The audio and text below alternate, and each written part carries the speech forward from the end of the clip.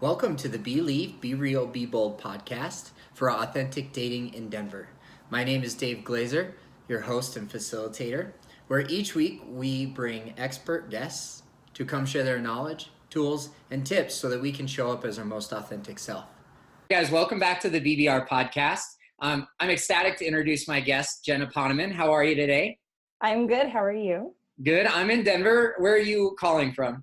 I am in sunny Los Angeles, California. Good. Well, we have a mutual friend. Heather Reinhart pretty much introduced us. Yes, she did. She's amazing. And super grateful for the community that we're able to build through our expert guests. So thanks again for taking the time out of your busy schedule today.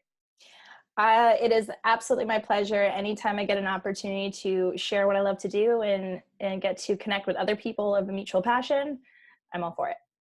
That's awesome. Thank you. So how is it and why is it that you became a life coach, and how did you get rolling? So long story short is that I ended up coaching for myself, but it wasn't in the same structure as what I do. Being that I'm in LA, I wanted to be an actress, and trying to figure all that out, I went, okay, I need a business coach. And I need to get all of my tools and my ducks in a row. So I reached out to a coach, and very quickly it changed from business to personal, because I didn't realize how all of it is so deeply interconnected. And so for me specifically, the personal aspect had everything to do with my love life, how the way that I was kind of leading myself and presenting myself into the world really was a mask for who I truly was. And I was so deep into that I really started attracting just the wrong kind of person. And I went down a very deep rabbit hole of that, both in my romantic life and in my professional life. So working with that coach, within a matter of weeks, I had found this realization. I had shifted my mindset. And before I know it, a few months down the road, all of a sudden I'm meeting all of these great people. My work was successful. Even my relationship with my father, which 20 plus years of something I never expected to ever happen, happened. And I was completely astounded. I said to myself, if this work can change my life so much, I have to share this with everyone. And it was just like a calling card. I knew that I had a passion for it from there. I was so inspired that I wanted to inspire other people the same way. That's incredible. Thank you very much for sharing. Yeah, of course. And who is it that you find that comes to you most for advice and for help? So being that I went into career coaching, and I had a big booming career, and then I went into romance, it was very easy for me to segue into working with other career-driven women that are searching for love. So I'm a very headstrong person. I'm very independent. And I familiarize myself with those people. Women are strong. We've now taking ourselves to new heights. And we're very headstrong in the sense of we really want to prove ourselves. But then it's easy to get kind of lost in that and go, okay, I'm great in all these areas, but now what about this area that's really near and dear to my heart? Finding love, having a family, having a future where I can really feel 100% fulfilled. So that is the type of client that I work with. And we get down and dirty into all of the facts and limiting beliefs and mindsets and blocks that surround us when it comes to finding love as a strong woman with a powerful voice. I know a few of those. Oh yeah, bring them this way. Now, what mask were you wearing that caused you to attract the wrong type of professional and personal contacts? Great question. So again, I'm naturally very, very strong. I can come off a little bit intimidating to some people, very headstrong to some people, or even potentially argumentative. And so I thought that being strong meant a certain toughness, that I had to prove myself. And so if I would meet a man I kind of would hide behind that. I would pretend to be tough and headstrong, even though I truly wasn't. Underneath it all, it was more of, I hope this gets you to approve of me. Or I hope this gets you to respect me or whatever. And it really did the opposite of that. After doing all the work of what I am still those things. It's just, I figured out what it really meant for me to be headstrong or to have a voice or independent. And it wasn't from this sense of confrontation or conflict. It was a sense of just owning myself and pride and courage and things of that more anabolic energy, as we call it, positive nature. Just finding really what fuels me rather than trying to fight against something. Mm-hmm. What mindset shift did you have to make in order to go from this version of headstrong and independent to this new version, and yet still being that independent, headstrong woman that you want to be? Well, first question I had to ask myself, and this is probably where, in my experience with a coach, we were butting heads because of this old version of head strength. But I had to really just have an honest conversation with myself and say, this is how I'm currently viewing myself as an independent woman. Is that really serving me? And the answer was obviously no, it wasn't. I wasn't meeting men that I liked or that really valued me, and so on and so forth. So I think that was the biggest tipping point to then reframing it to say, okay, what would serve me? What would be a new statement, a new action, new thoughts that could stimulate something that fuels me, that feels good and feels true, but is still going to get me to that end goal. And that took a lot of time to figure out, but that's sort of, it was point blank. What I'm doing right now is clearly not serving me. So the only thing that can happen is that I create the shift, because I can't control what people around me do. I can't force a man to think another way. I can't force anyone to think another way. I can only choose what I do. And so that was the tipping point. And in turn, you're projecting a different kind of confidence and a different kind of head strength, as you put it. Mm-hmm. Yeah, it's, I always see it in terms of, like, I always pictured the way that I used to behave as this like feeling of butting heads, really. I mean, I always do this motion a lot when I'm thinking about it, because it really feels like a lot of resisting. And so even if I were to have a conversation with a man, I almost never really listened to the conversation, because I had an idea in my head of how this was going to go down. And if it didn't align exactly, forget it. Wasting my time, wasting your time, forget it. And then that just led me down the rabbit hole of, well, it's not happening so far, so I guess there's no good men out there, right? And when I started, then I said, okay, well, what if you have this other belief, even if I don't necessarily believe it now, let's just try something else. And hey, how about we just listen during a conversation? Let's not try to control it for a change. Let's just see what they say and see what can unfold from that. And that's it. And it's so much easier. Sure. Yeah, you have like less of your wholeness like invested in the result of the conversation, and you can become more present in the moment with the conversation. Is that what I'm hearing you say? Oh, 100%. I think control is the biggest thing, because women, and even men too, just as people, we want this so badly, right? It's connection to our heart. We're looking for a best friend. We're looking for a life partner. We're looking for someone that really gets us. And that's important. That's a big deal. So it's really hard to have this thought, have this intention, but then each time you meet a potential match, go into it completely unattached. It's really hard to do. So the oxymoron that we kind of have here is, in order to really have control of the situation, you've got to release the control. Let go, let God is something that I've been coming to grips with a lot recently. Yeah. Oh, for sure. I can't control the outcome, but I can help kind of align these steps along the way in order to get there.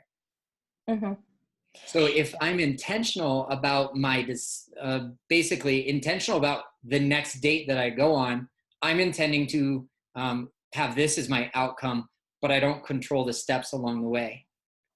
Yeah, absolutely. And I think since now that you're talking about outcomes, that's another thing. When we set the intention, we typically think, okay, I want to have a second date. That's my intention. Or I want them to like me. That's an intention, right? That's an obvious one.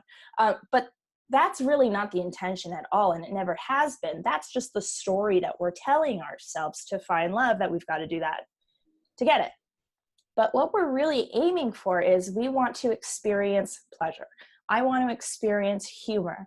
I want to experience myself just feeling good. And that's really it at the end of the day. We want these things because we want to feel a certain way.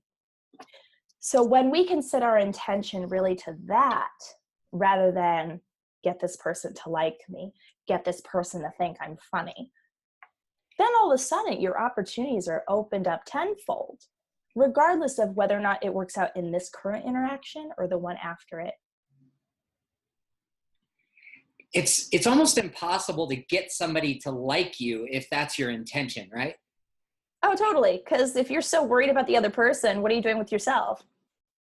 It's like nervous energy is going to just come out. I always say it's like energy attracts like energy, right? It's foundation principle in coaching. And I think of it as like you're always walking around holding up a mirror to yourself. So whatever you're putting out, that's what that person's going to come back at you with.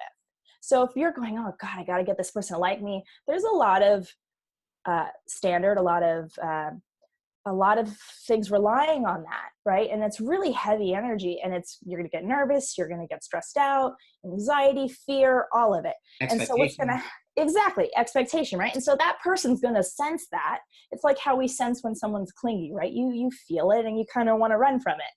They're going to notice, and either they're going to react the same way or they're going to act in the opposite, which is going to kind of push you guys apart. So just take a breath, pump the brakes. If you're noticing that, then hey, that's a flag for you to say, what's going on with me? If something's weird is happening in front of you, that means there's something weird happening in you. So check yourself. Mm-hmm. I've been speaking with a lot of people recently about like timing, and we can't control the timeline either. Mm-hmm. And it's always like, Dave, when you're not looking, that's when it's going to happen for you. I hate that phrase. Say that again. I hate that phrase. Right.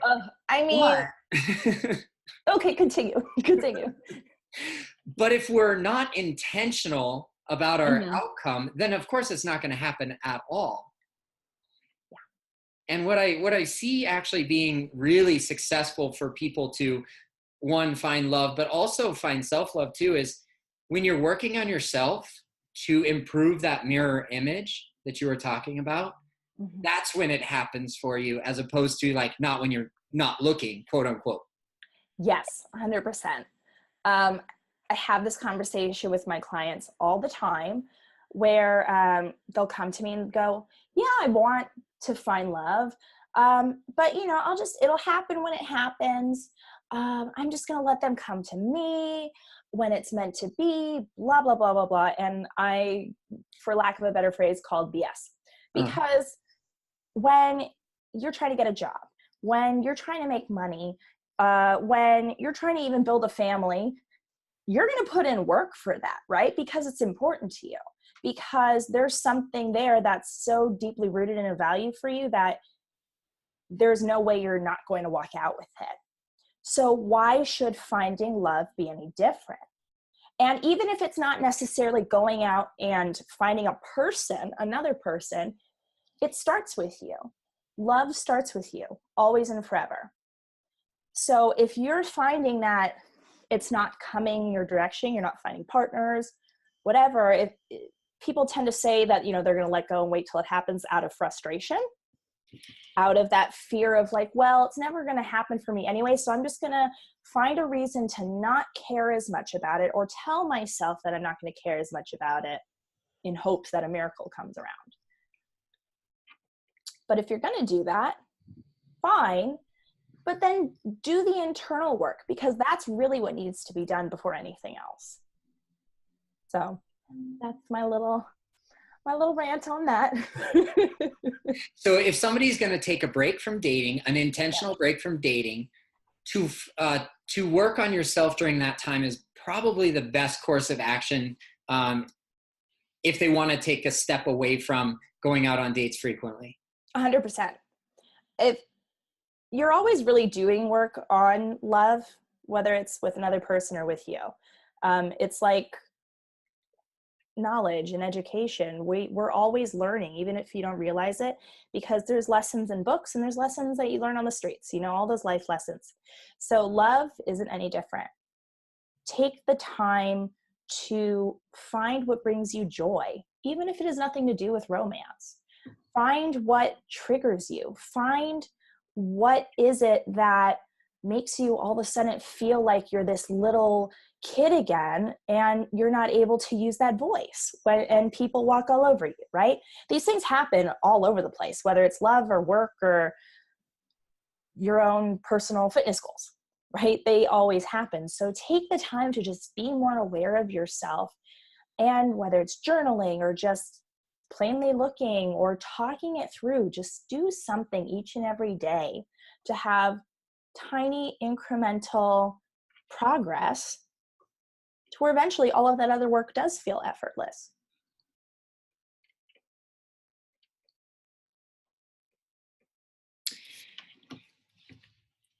So none of this work is easy.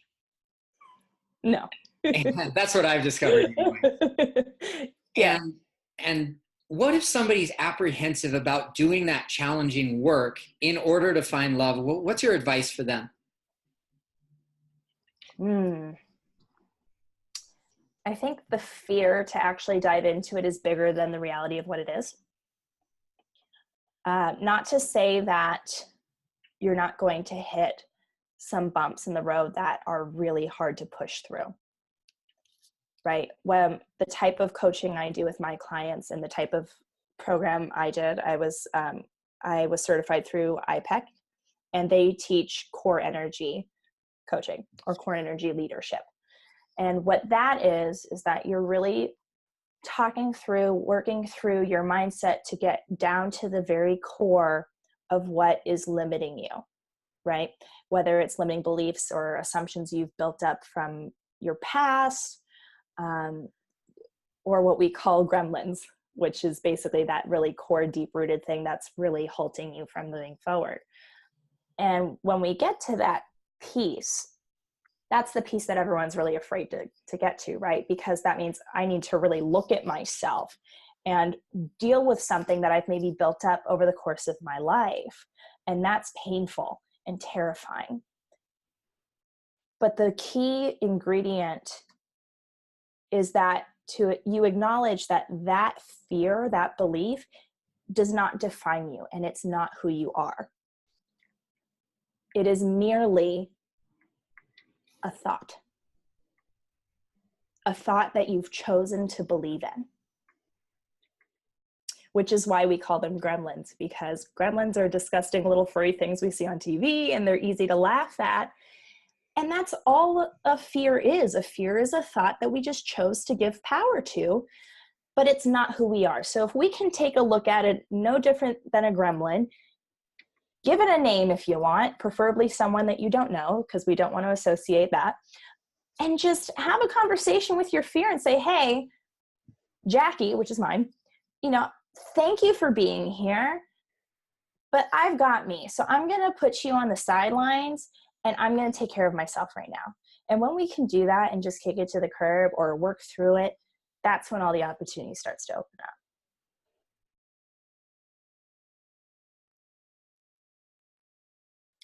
And they are also going to be supported in this process too. What I've discovered is that I'm not alone. I mean, what I'm going through is not unique to me at all. on this self-awareness and discovery journey that I've chosen to make in the last couple of years.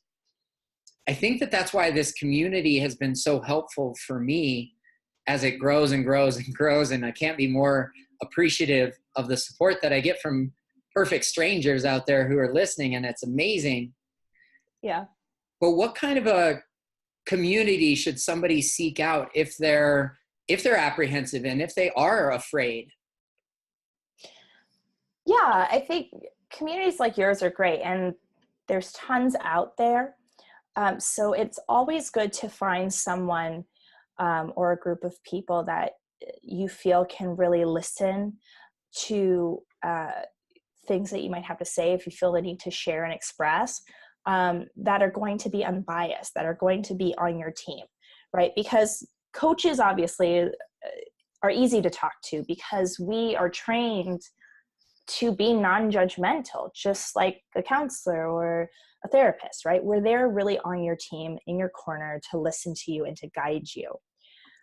But as an alternative, if you're going to a community or a tribe of people, fellow women such as yourself, find people with similar goals as you. If you're looking to heighten your energy and to raise the awareness, find another tribe of people that are equally trying to do that. And you can have a conversation, even if it's not just about you, even if it's just what we're doing right now. Just being in the presence of people like that will automatically raise your awareness, raise your consciousness, and raise that energy to where you feel motivated and less anxious. But, I'm always an advocate of coaching. So go to a coach. That's always my number one. Sure. But, Yeah. Seek out an expert that's trained in dealing with what you find are coming up as patterns in your life. Yeah, because what I would caution too, and the reason I say it aside from being a coach myself, is that we easily gravitate to what's familiar.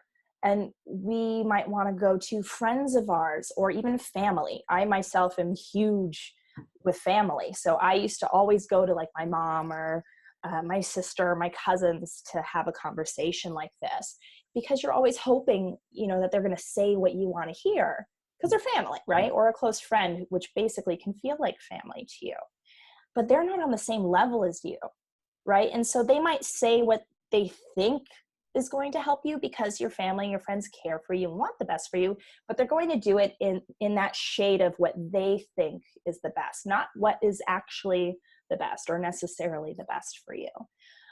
So that's the one thing I'd caution, is just be careful about going to things that are familiar, like friends and family, only because you may not exactly get what you're looking for in that sense of being with someone on the same playing field. They're not necessarily an unbiased opinion, are they? Right. I mean, they try, but they're, you've made the choice to put in the work on yourself. So that in itself puts you in a different playing field. And on the flip side, you might help them at some point, but at least in those beginning stages when you're looking to kind of get yourself elevated and moving in that direction, I would probably stay away from family and friends. I would try to find people that are maybe even already on that next level to help you raise to their status. Right. And they're there as support to kind of identify some blind spots that maybe you're not aware of at this time. Yes, 100%. And I mean, family could do that too. I definitely know mine have. So I think it's always nice or best to go in with kind of the mindset of always be open to opportunity, or maybe that's not the best phrase to use, but always go with an open ear, and always go into a conversation knowing that this is going to support me in some shape or form, even if it's not something that you want to hear, even if it's something that triggers you, because that in itself is a progression when you can be aware of it. The more you build that muscle of self-awareness, the more you build up your power to choose how to react to it, at least for the next time.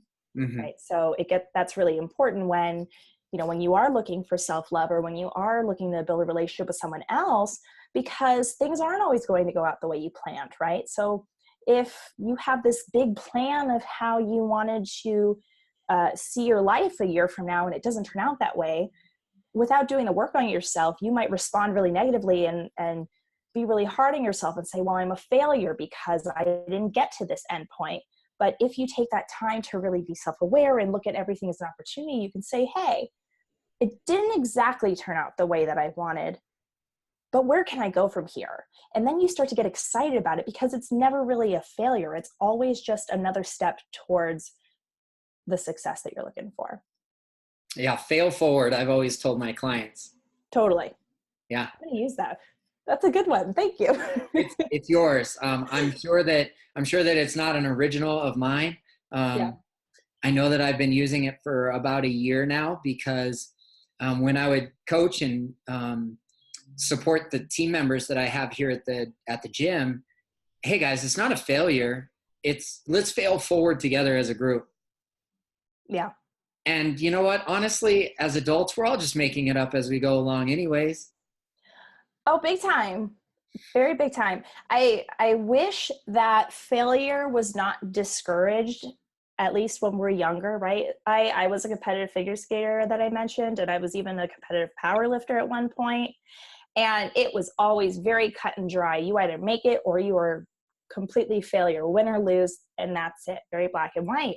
And so on one hand, it might have stimulated drive and motivation, but at the same time, it was coming from that place of fear of failure. It was never coming from the place of just go to have fun or go because you love to do it. And that easily colors everything else that we do. So rather than kind of saying, hey, this is all research, essentially, there's no win or lose. It's just, let's see where this takes us. Let's see how we can build this jigsaw puzzle and mold it however we want. I feel like if we learn that as kids, I just somehow think that as adults we would have just had more fun, or we wouldn't be in such a kind of peril moment when it comes to finding love or finding work. Like, I don't know, it's like people would live more spontaneously or with more courage rather than always, walking on eggshells to make your choices, which sucks and it feels terrible. Yeah, because then you're trapped into this one fixed mindset. Mm-hmm. And I've got this burning question for you. Go for it. I don't see your clients who are driven being afraid of failure very often. It's funny you say that because it really seems like in work, no. In their career, when it comes to making money, they're on top of the food chain and they don't see it as anything else. But when it comes to finding a partner, it's like the same rules don't apply all of a sudden. And that might be a little bit of just sociologically speaking, the gender roles that we've built, that just might be an area that we haven't really dove into as thoroughly as, say, the corporate world. But for some reason it's like we become little girls. And we might not want to admit that. That's something that, half my clients, if they heard me say that before coaching, they would have yelled at me and refused that was the reality of the situation. But we will build an excuse till we're blue in the face. We'll say that it's all their fault. Men are assholes, pardon my French, that they're not on our level, that we're just smarter, they're too intimidated by my success, AKA it's completely out of my hands. So that's the excuse that we've come up with. There's no answer, there's no hope.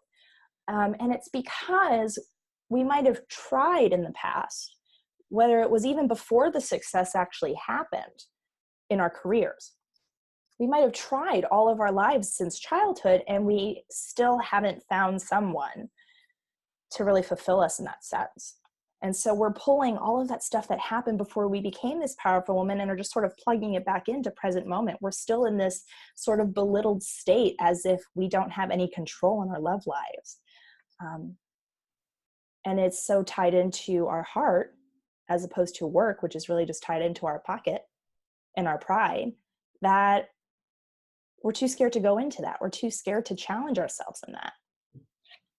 And in actuality, it really is no different. I mean, the way you pitch yourself at work should be no different than how you pitch yourself when you're preparing for a date, or when you're even pitching yourself to yourself.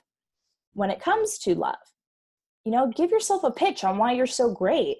And I ask my clients to do that, and it's hard for them.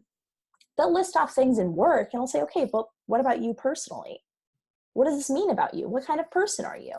Are you intelligent? Are you brave? Are you funny? And they can't answer that question half the time, because all of a sudden it's like two different worlds. So getting them to sort of blend it all into areas that are related to the heart, family, relationship, that's always the biggest hurdle. But it's really the understanding that both worlds are all in the same. They're all interconnected. So how do we apply you as a powerhouse into you as a lover? Is there a common assumption by the men that these powerful women are meeting that, oh, she's so powerful in the boardroom, she's going to want to be powerful in the household when she comes home from work as well? Is that why the men are intimidated? I think potentially as part of the reason. It's interesting because there have been a lot of studies done.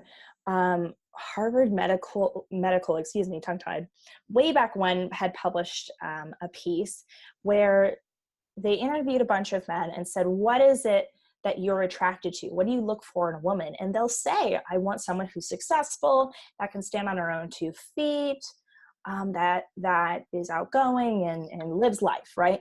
But then when you actually see their dating habits, either online or in person, and who they pursue, it's quite the opposite. It's someone who maybe is in a lower level career choice, something that's a little more entry level, and sure, someone that's active and all the other things too. But the biggest factor is there is a very different, from where they say they want someone powerful in the workforce, from what they actually get is someone that they can really take care of. And there's a multitude of reasons why that can be. Some say it's because that it's back to those social norms, the gender norm role of a man feels like a protector, and has to provide for the family.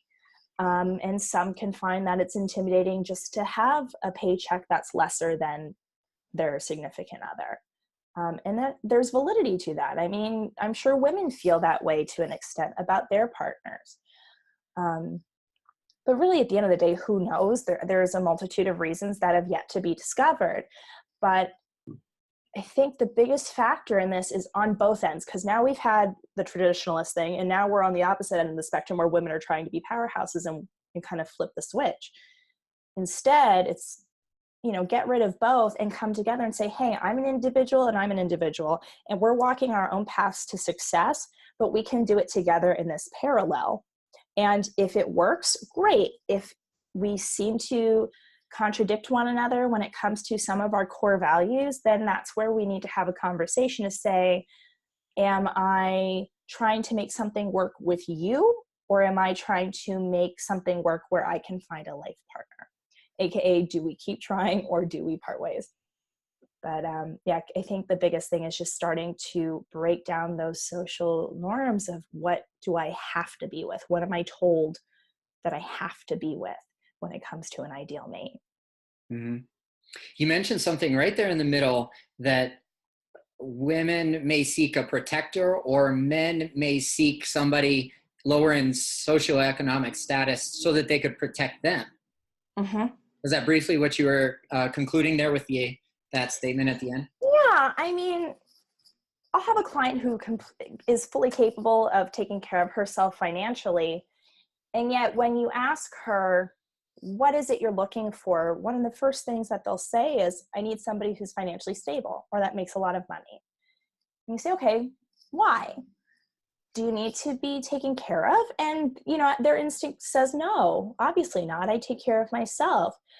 And so for women, it's not so much about needing to take care of, some yes, some no, but the biggest piece of that for a woman is that by having a man who is successful like me, it shows that they both match in terms of their drive, their motivation in that area of their life. the other flip side is that they do not want to take care of their man. They feel like as a woman who's worked so hard to build what she's made for herself, she'll be taken advantage, or she'll be taken advantage of by someone else that she has to now take care of. So it's interesting. They'll take care of their family in all the other senses, right? Because we go to work and then we come home, and someone who's married will now make dinner and do this, and they do, the third shift. But now we have these women that say, I'm not doing all of this. We're gonna be on the same playing field. So you get your act together while I already have my act together. Because it's more of a partnership mentality than it is a husband and a wife. Yeah. And I mean, there's still other ways that you learn to come together in that sense, because there are things such as masculine and feminine energy. And people think because you're a woman, you have to be all feminine and a man has to be all masculine. But that's not the day and age we live in. Now we all have a bit of both in us. Clearly, that's where these women are coming from. They've kind of grown into this masculine energy and are now kind of leading with that, thinking that that's what's going to get shit done, right? But when you're in a relationship, if you want to tap into more of that strong place or masculine place in some areas, great. And then if you want to kind of do this dance where you can take the lead and then they can take the lead, that's when really things start to click, because you don't always have to do it. Man doesn't always have to be a caretaker. You don't always have to be a caretaker. You find your strengths just like you do in the workforce and you play on them. And that's it. It's just doing a dance together, figuring out in partnership who's better at what and how do we come together to make it as one cohesive unit. I have an example from my personal training career. Is about 6 years old, and I've worked with a lot of different types of people. And one of my favorite clients ever to work with was a go-getter driven type A who owned a $100 million annual income business. That was what she built. And I got the opportunity to train her husband separately from her. She was separate from her husband. And then they came together in the same small group or family group training session. And I never saw this difference come up once. Like, she was always in charge because she made more money, and he was always subservient because of the money thing, because in this particular case, they were high school sweethearts. So they grew up together in that partnership that you were talking about. That's not always the case for what we experience in this modern era, modern dating. But I can see that he had reliability, and he was a strong, assured man. And he was strong enough and man enough to handle a woman with that kind of a drive. Yeah. And I never saw the money issue come up, probably because they knew each other for so long, but also it never came between them no matter how long they were together. Wow. And I admire their relationship a lot. And I was grateful for getting the opportunity to work with them for so long, almost 3 years together. That's awesome. It really was. Fine. See, that's what couples aspire to be. And I've got so many clients that can get on the skeptic side that I hear their voices in my head going, she makes all the money. That it's a big conversation to be said, but that is the key piece, right? It's the money, the job description, the title, all of it is just a story. It's just another piece of your resume. What's really happening is that you appreciate each other, that you love each other, that you love yourselves, that you're proud of yourselves, that you make each other laugh, that you can have a conversation and be 100% open with each other, that you can trust. These are the elements that we're really looking for in relationship, that we look for when we're seeking happiness and fulfillment in ourselves. We're just using all the other stuff as excuses to get in our way to find it. So move past all of that. In my own personal life, it's sort of a similar situation. My significant other and myself, we met years back when we were still in sort of the developmental stages of our careers, but I was moving a bit faster than he was. So for me, I had the success, and I had, the money and the appreciation, whatever I had, recognition. And he was still kind of figuring his way and financially wasn't there. And we supported each other. I never saw it as, well, I had to pay a bill and, oh, I should hold that against him because I'm covering financially, because there were things that I couldn't do that he could, that meant so much more than just the money that we had in our bank accounts.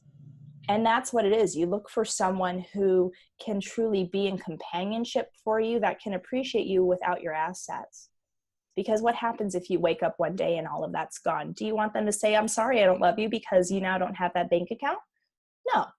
And they don't want that either. We're all just looking for support from one another. So get the story out of the way and just be there. Just be present and just see what's really actually happening in that interaction. Yeah, there's another good example of a partnership. Yep. So if somebody wants to get a hold of you, what's the best way to do that? Easiest way, if you are on social media, just go to Instagram and you can find me at Jenna Ponaman. You can always get to me on my website, jennaponamancoaching.com. The best way to get a hold of me now, because I'm a bit booked up, is actually coming and working with me a little bit. And so if you have, to all my women out there who find that you're dating and you're really frustrated because you feel like you're dating one schmuck after another, or if you frankly feel like there's just no quality out there and you're a bit stuck and want to have a conversation about it, I actually have an intro of doing a personalized assessment for these people. And you will get, in less than an hour, a fully detailed plan of how to stop attracting one poor quality person after another and actually get on your way to finding your perfect match. Now, that's not what you called it. You can say the actual name of it. The actual name of it is the Adios A-Holes Assessment. That's what I wanted to hear. That's it. It is. Sometimes people love that, and sometimes people go, well, I don't always, date assholes. But then after we get down into the conversation, I go, wait a minute, actually, now that I think about it, yeah, they kind of are. Yeah. But yeah, it's called the Adios A-Holes Assessment. It is on my page. So if you go to my website, jennaponamancoaching.com, you will find it there. And in less than an hour, it will change your life. And it is less than $100. It's only $97. So it's an easy yes. Come in for an hour. It's on the internet. I shouldn't even say come in. We'll hop on the phone for an hour, and you'll get a nice detailed action plan of what you can do moving forward. Yeah, the benefit of technology is that they don't necessarily have to work with you in person in California in order to get the value out of what you have. Nope. And most of my clients are actually not in the United States. So that's pretty interesting to see how it no matter what the culture is, all women need the same thing. Yeah, it's pretty universal, isn't it? Yep. Love is love, literally. If there's one thing that you'd like to leave us with today that we either touched on briefly or didn't quite get to, what would that be? I did touch on it for a second. I think this is the theme of any conversation I have. And it's always love starts with you. So if you are frantic about trying to find love with someone else, before you can do any of it, you have to take the time to find love within yourself. Because it's already there. So instead of searching outward for it, just look within and you'll be good. That's fantastic advice, and I couldn't agree more. Thank you. You're welcome. Thanks again for your time. I think we'll end on that high note. Awesome. Thank you. Sure. What do you say in the next 6 to 12 months? We do a follow-up. We do a Facebook Live or an Instagram Live, and we help people out there maybe build their bomb-ass profile or done. Help get their Adios A-Hole assessment completed somehow, some way. It's funny you say that. I'm actually right now developing another product that'll be a freebie for helping people shape their online dating profiles, because that seems to be a big need. But it all comes down to just being bold and courageous and willing to show up as yourself. So I'm all for it. Let's do a live. Let's do a Q&A. I'm there. Whatever you Awesome. got. Very Awesome. cool. Let's set it up. Done. Okay. Thanks again for your time. You're welcome. Talk to you soon.